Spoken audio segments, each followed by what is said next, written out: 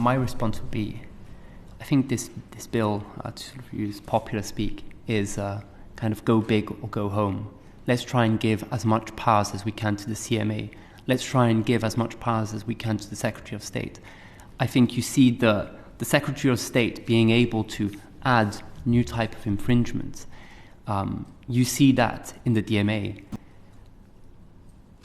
On the one hand, I can understand the desire to have regulation that's flexible, but I don't think that should come at the expense of democratic oversight over how the government decide, sort of over who one is writing the law and oversight of the person that is enforcing the law.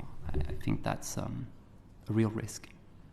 Just before we come to you, Mark, someone spoke earlier about the regulators can't keep up with the speed of the market. Does this imply that this regime, it simply gets incremental, almost subject fiddling with it, with legislation by the Secretary of State, rather than a coherent strategic?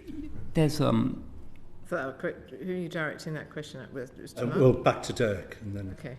Sorry.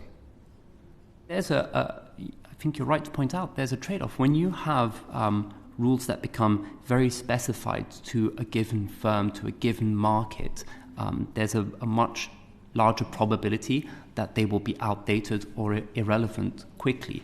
That is probably why laws like tort, civil liability have been around for so long, because they're very simple principles that have been applied across the whole economy.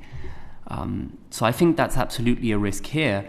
And again, I understand why the legislator would want to add some flexibility, but it doesn't seem. It seems like a poor